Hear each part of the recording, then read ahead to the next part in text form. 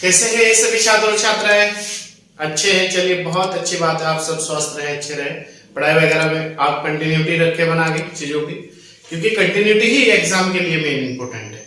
आप देख रहे होंगे हम लोग आप लोगों के लिए कितनी कंटिन्यूटी के साथ मिलकर काम कर रहे हैं, तो आप भी इसी तरीके से हमारे साथ मिलकर आगे बढ़े और कार्य को लगातार निरंतरता के साथ करें। तो आज मैं आपके लिए टेस्ट लेकर आया हूं, जनरल हिंदी का, सामान्य हिंदी का टेस्ट लेकर आया हूं। ये टेस्ट नंबर हमारा 8 है। इससे पहले आपके साथ टेस्ट हो चुके हैं, वो आप प्ले लिस्ट से जाकर कंप्लीट कर लें। चाहे आप सीटेट का एग्जाम दे, टेट का दे, ग्रुप सी का दे, लेखपाल, पटवारी और पुलिस, एसआई वगैरह, कुछ भी जिसमें हिंदी आती है एग्जाम में, आप और ऑल एग्जाम के लिए जिसमें हिंदी आती है, आप लोगों के लिए फायदेमंद टेस्ट है। ये आप लोगों को 100% नंबर दिलाएगा। तो आप इन्हीं टेस्टों को बहुत अच्छी तरीके से तैयार करें और आगे बढ़े, निरंतरता के साथ कार्य करें। और हिंदी की जो क्लासें हैं, हिंदी की क्लासें भी कंटिन्यूटी के साथ चल रही है, तो वो क्लास आपकी प्ले लिस्ट में पड़ी हुई है। क्लास भी प्ले लिस्ट में है और टेस्ट भी प्ले लिस्ट में। आप वहां से जाके कंटिन्यू अपने कार्य को लगातार करें। तो आइए देखते हैं आज का जो हमारा सेशन है, सामान्य हिंदी टेस्ट नंबर 8। पहला क्वेश्चन है हमारा, महादेव का पर्यायवाची है। महादेव का पर्यायवाची है। ए त्रिपुरारी, गौरीपति, पशुपति, डी पयोधर। बताइए महादेव का पर्यायवाची क्या है? महादेव का जो पर्यायवाची है वो है डी पयोधर। ठीक है। क्वेश्चन नंबर 2, पीतांबर। पीतांबर की जो संधि बनती है पीत प्लस अंबर, अगर पूछ ले पीत प्लस अंबर बराबर पीतांबर। पीला है अंबर जिसका, अर्थात विष्णु। तीसरे पद की ओर संकेत कर रहा है। मैंने आपको पढ़ाया था ये सब चीजें। कौन सा समास है? तो बताइए कौन सा समास? समास का टॉपिक आपको मैंने पढ़ा दिया हो, पार्ट 1 और पार्ट 2 दोनों में आपको क्लास कंप्लीट करिए। तो आप बताइए, तत्पुरुष समास, कर्मधारय समास, बहुव्रीहि समास। बताइए इसमें कौन सा समास है? वेरी गुड, जल्दी जल्दी बताएं आप थोड़ा। यह है आपका बहुव्रीहि समास।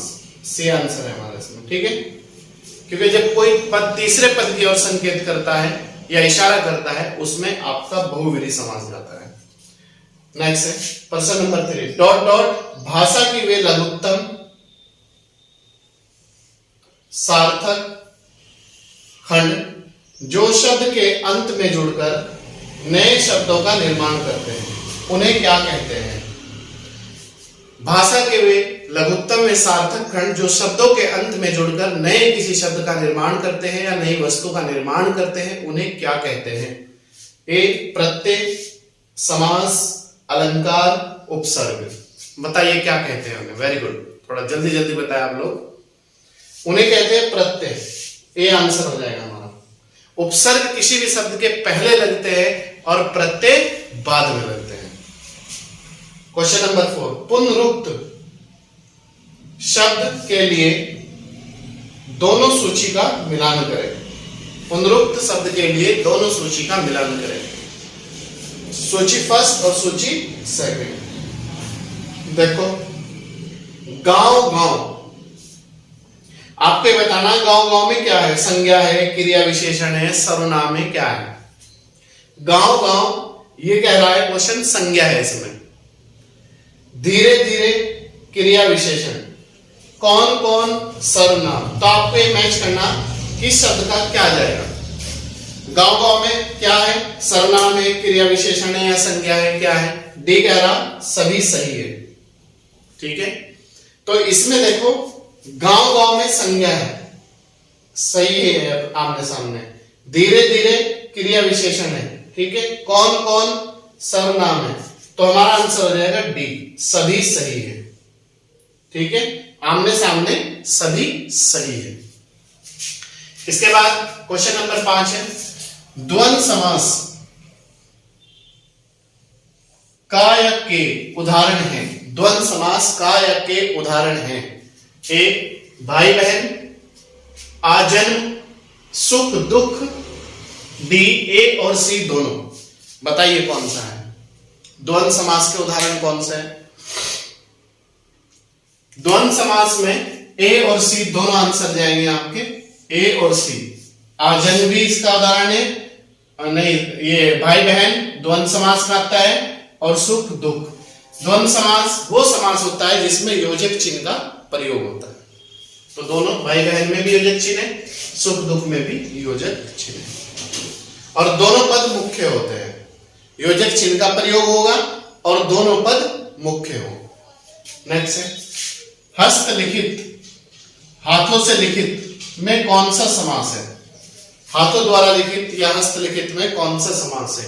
बहुव्रीहि समास, तत्पुरुष समास, क्रमधारय समास, कोई नहीं। बताइए हस्तलिखित में कौन सा समास है? बहुव्रीहि, तत्पुरुष, क्रमधारय, कोई नहीं। इसमें है आपका हस्तलिखित में हाथों द्वारा लिखित तत्पुरुष समास, तत्पुरुष समास। क्वेश्चन नंबर 7 डॉट डॉट वे शब्द जो किसी व्यक्ति, प्राणी, वस्तु, स्थान, भाव आदि के नाम के रूप में प्रयुक्त होता है क्या कहलाता है? मतलब वैसे शब्द जो किसी व्यक्ति, प्राणी, वस्तु, स्थान, भाव आदि के स्थान पर प्रयोग होते हैं या रूप में प्रयोग होते हैं, वो क्या कहलाते हैं? संज्ञा, क्रिया, विशेषण, कोई नहीं। बताइए क्या कहलाएंगे वो? ये कहलाएंगे आपके संज्ञा। ये आंसर है हमारा। ठीक है। क्वेश्चन नंबर 8 अग्नि का पर्यायवाची शब्द है। अग्नि है जो, इसका जो पर्यायवाची शब्द है वो क्या है अग्नि का? ए अनल, बी पावक, सी हुताशन, डी सभी। बताइए अग्नि का पर्यायवाची शब्द क्या है? अनल भी अग्नि का होता है, पावक भी होता है, हुताशन भी होता है, तो आंसर हो जाएगा डी सभी। ठीक है। क्वेश्चन नंबर 9 देशज शब्द का चयन करें। देशज शब्द का चयन करें। लोटा, झोला, भोगपू, सभी। बताइए कौन सा देशज शब्द है? देशज शब्द का हमें चयन करना है। लोटा, झोला, भोगपू, सभी। देशज शब्द वे होते हैं जिनकी हमें उत्पत्ति का पता नहीं चलता। ठीक है। ये पढ़ा रखा मैंने टॉपिक आपको, हिंदी में जाके कंप्लीट करें आप लोग सभी। लोटा, ठेठ, बाल्टी, पगड़ी, झोला, भोपू, ये सब इस तरह के जितने भी शब्द हैं वो देशज शब्द है। विदेशज शब्द होते हैं जिनकी उत्पत्ति का हमें पता चलता हो, जैसे अरबी के शब्द, फारसी के, अंग्रेजी के, जापानी, चीनी, इस तरह के जितने भी शब्द है वो आपके विदेशज शब्द है। क्वेश्चन नंबर 10 संकर शब्द का चयन करें। संकर शब्द का चयन करें। संकर शब्द वो कहते हैं जो दो अलग अलग भाषाओं से मिलकर जिसका निर्माण होता है, जैसे छायादार, झोला, रिक्शा, कोई नहीं। बताइए शंकर शब्द कौन सा है इसमें? शंकर शब्द का चयन करें। इसमें जो शंकर शब्द है वो है छायादार। ये आंसर हो जाएगा छाया प्लस दार। क्वेश्चन नंबर 11 है हमारा। देखिए क्या कहता है क्वेश्चन नंबर 11।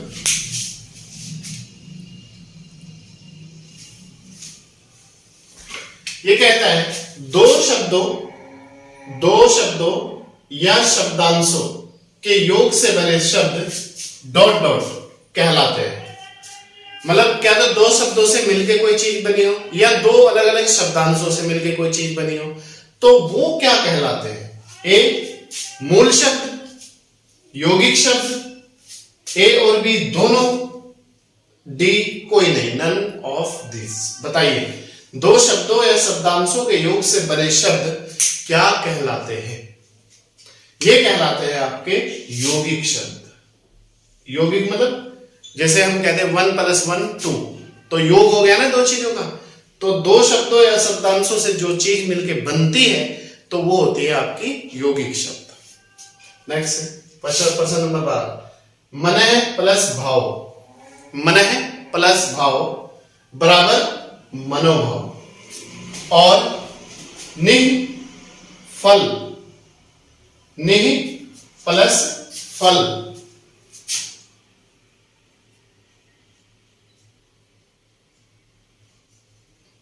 निह प्लस फल बराबर निष्फल।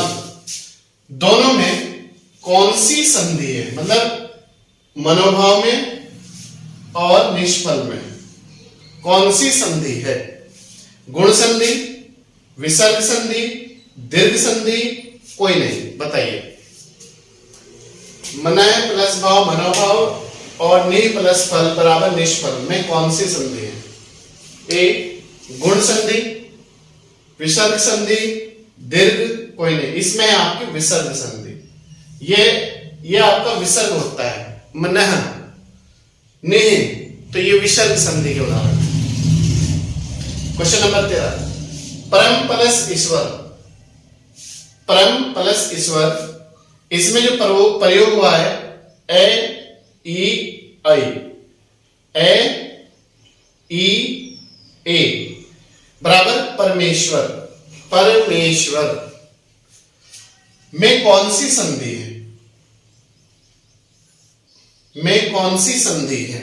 चाहे तो आपको परम प्लस ईश्वर दे दे या फिर परमेश्वर दे दे, में कौन सी संधि है? बात एक ही रहनी है सबकी। गुण संधि, व्यंजन संधि, दोनों, कोई नहीं, बताइए। इसमें है आपकी गुण संधि, ठीक है, कौन सी है? गुण संधि। क्वेश्चन नंबर 14, निम्न में यण संधि के उदाहरण हैं, निम्न में यण संधि के उदाहरण हैं। ए प्रत्यु उपकार, प्रति प्लस उपकार, प्रति उपकार का टोटल होता है प्रत्युपकार। अति प्लस अधिक बराबर अत्यधिक। सी सु प्लस आगत बराबर स्वागत।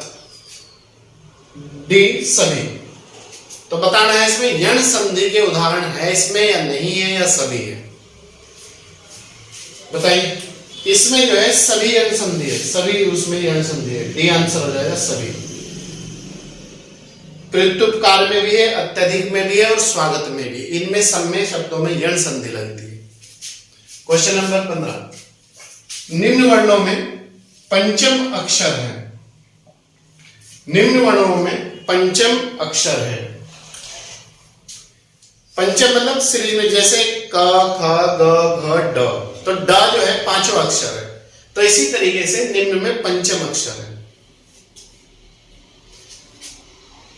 घ त प म, बताइए पंचम अक्षर कौन सा है? देखो क ख ग घ, घ नहीं हो सकता, घ तीसरा है, त पहला है, त थ द ध न, प पहला है, तो इसमें पांचवा है प प ब भ म, तो म जो है इसमें पांचवा अक्षर हो जाएगा सीरीज का, तो डी आंसर है हमारा, ठीक है। क्वेश्चन नंबर 16, निम्न में संयुक्त व्यंजन है,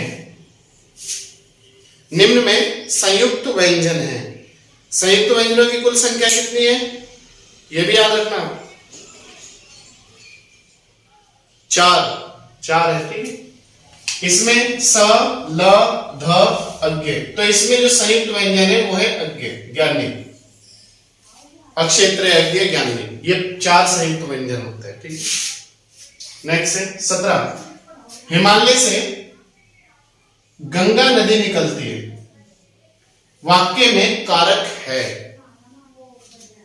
किसी चीज का अलग होना, मैंने आपको कारक पढ़ाए थे, किसी चीज का अलग होना कौन सा कारक की पहचान है, ये भी मैंने आपको बताया था, परिभाषा बताई थी, उदाहरण बताए थे।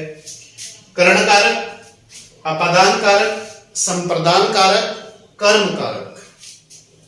बताइए किसी चीज का अलग होना जो जाता है, जैसे पेड़ से पत्ते अलग हुए, देश निकाला, देश से अलग करना, देश से अलग बाहर करना, या भाई फिर घर निकाला, घर से निकाला, घर से अलग करना, तो इस तरह के जितने भी होते हैं, हिमालय से गंगा नदी निकलती है, निकलती मतलब अलग होती है, तो ये है अपादान कारक, बी आंसर हो जाएगा।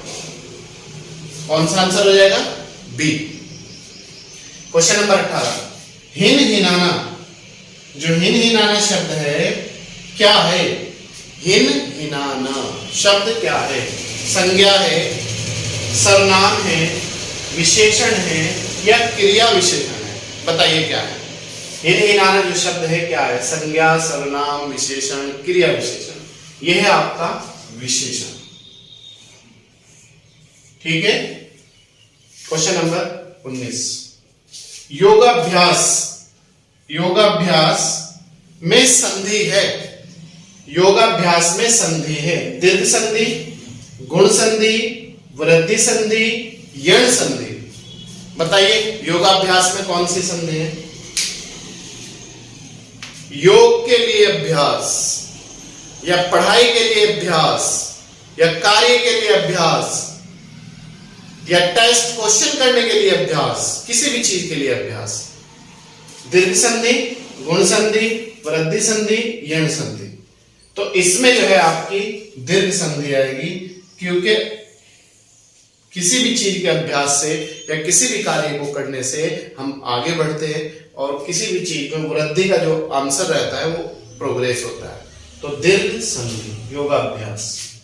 क्वेश्चन नंबर 20, निम्न शब्दों में किस शब्द की वर्तनी शुद्ध है? किस शब्द की वर्तनी शुद्ध है, मतलब गलत नहीं है? नीरस, पारिवारिक, उज्जवल, अतिथि। बताइए कौन सा ऐसा शब्द है जो सही लिखा हुआ है, इसमें शुद्ध शब्द है? इसमें जो है देखो नीरस गलत हो गया, यहां न पे बड़ी की मात्रा आती है, नीरस।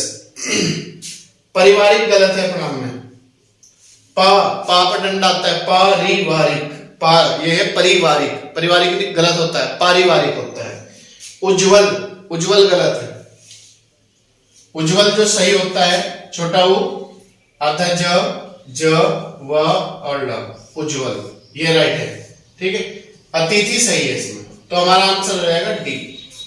ठीक है।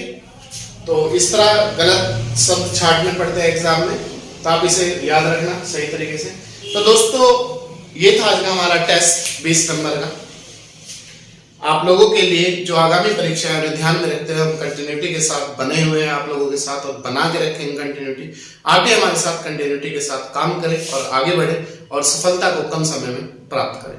चलिए, मैं आपका अपना टीचर गुलशेर गौड़। अगर आप हमारे यूट्यूब चैनल पर नए हैं तो ऐसे ऐसे ही टेस्ट पाने के लिए, टेस्ट सीरीज पाने के लिए, प्रतिदिन 3 क्लास पाने के लिए और शनिवार में करंट अफेयर की क्लास पाने के लिए आप हमारे साथ जुड़िएगा। चैनल को सब्सक्राइब कर लीजिएगा, लाइक और शेयर जरूर कीजिएगा।